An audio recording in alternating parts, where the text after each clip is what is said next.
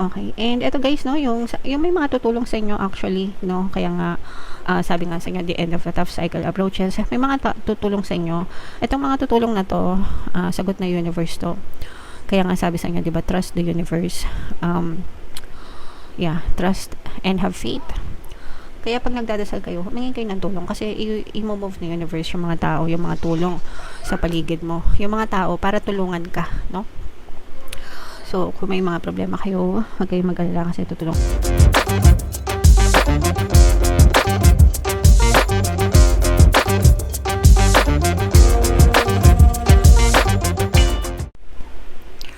Hello guys, hello Capricorn, welcome back to Pinay Pixie Tarot.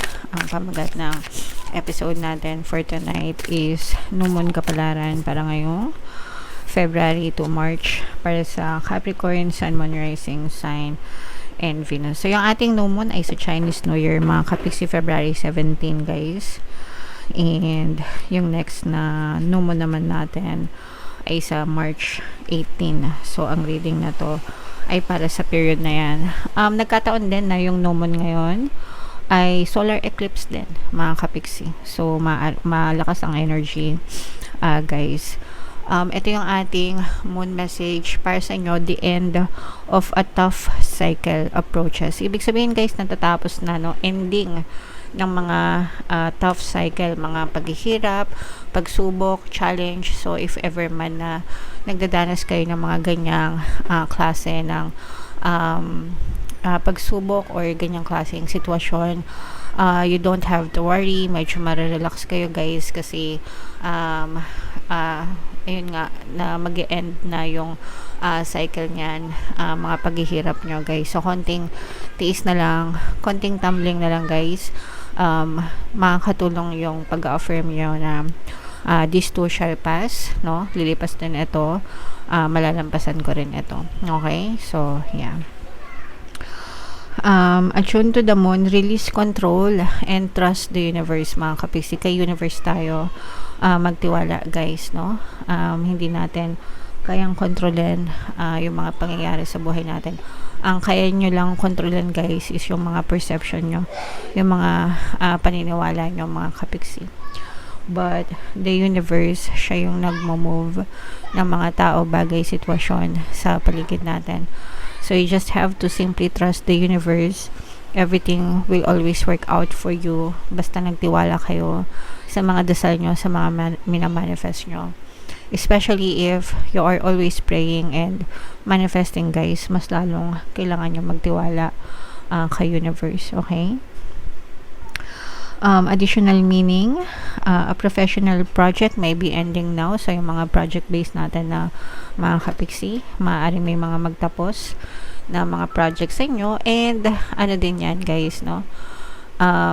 It's also an opportunity para sa mga bagong project naman.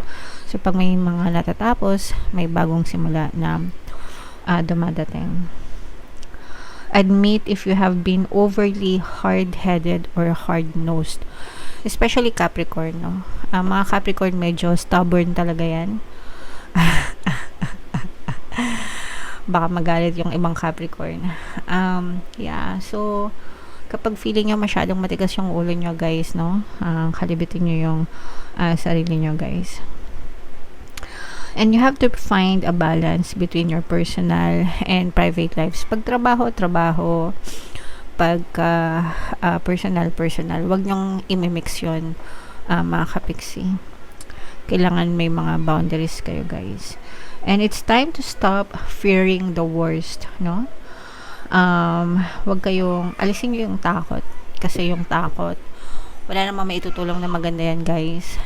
If ever, mas lalo lang pinalalala ng takot yung mga sitwasyon nyo sa buhay. Okay? So yan ang moon message for you. Ito naman guys, bunot lang tayo ng love message or love advice para sa inyo. Unrequited feelings, mga Kapixie. So hindi naman ito mag-resonate sa lahat guys. There is not enough love to keep this relationship going in a healthy way. So hindi naman ito mag-resonate sa lahat, pero if ever na feeling mo one-sided yung relationship nyo. Mahirap yan magpatuloy kasi mauupos kayo dyan or mauubos kayo. 'Di ba ang purpose ng pakikipagrelasyon is para sumaya tayo, para kiligin tayo, 'di ba?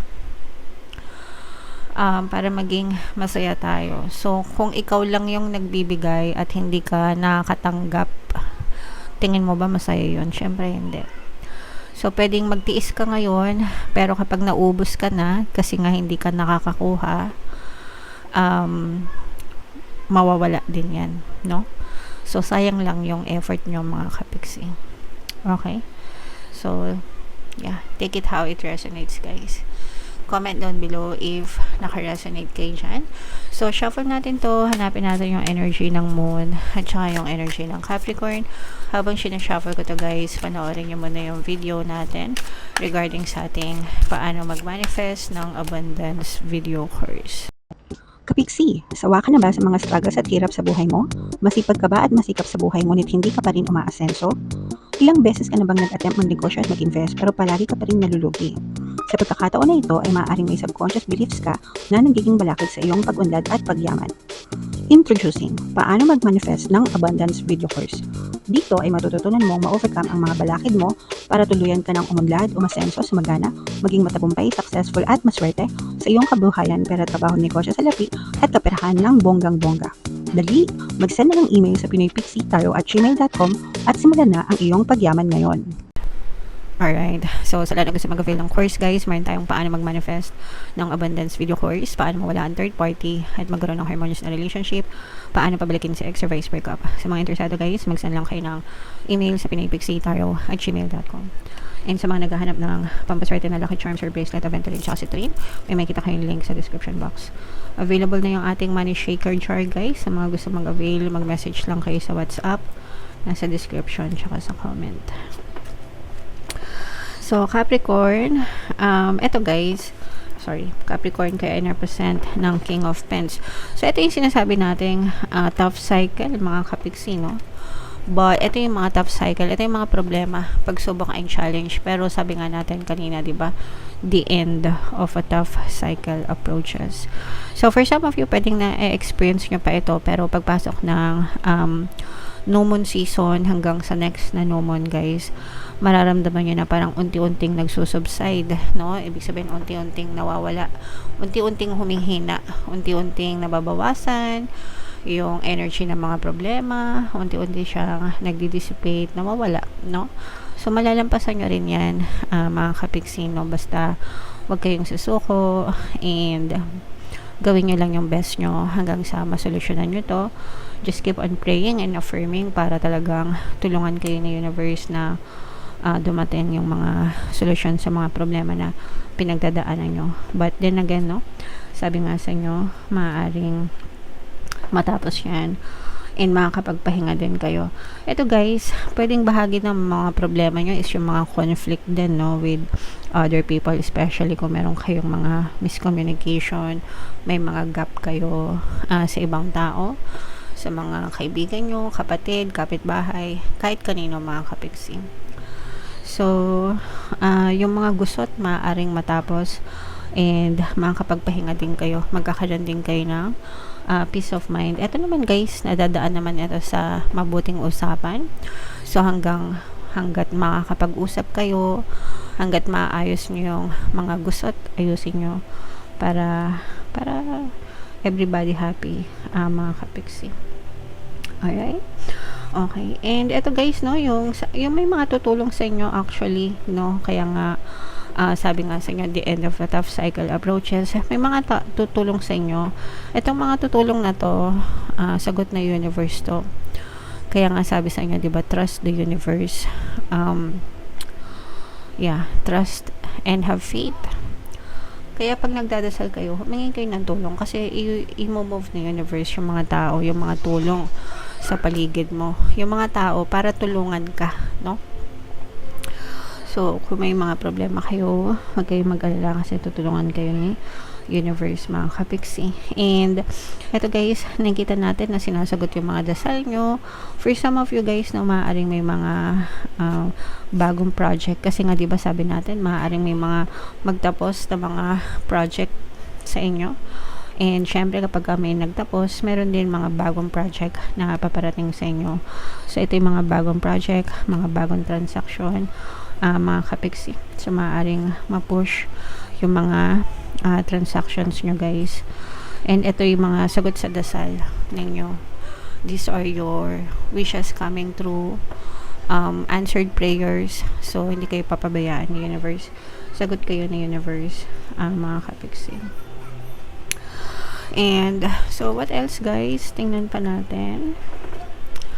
May chance na kayo guys, may chance na mag-business yung iba sa inyo or mag-negosyo, pero this is more on parang group business or partnership, mga kapiksi, or collaboration din, guys.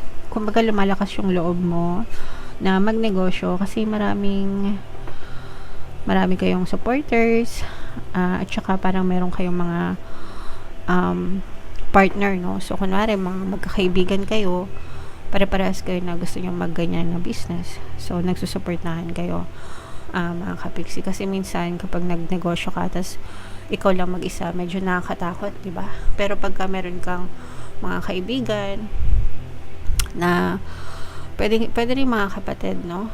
Na pare-parehas kayo na gusto yan. So, nandun yung pagtutulungan, mga kapiksi. And for some of you, maaaring ma-experience nyo na mas magaan kapag nagtutulong-tulungan kayo guys. Okay? So, may chance na makapagnegosyo kayo. Masaya yung inyong energy pagdating sa mga tao sa paligid nyo guys, no?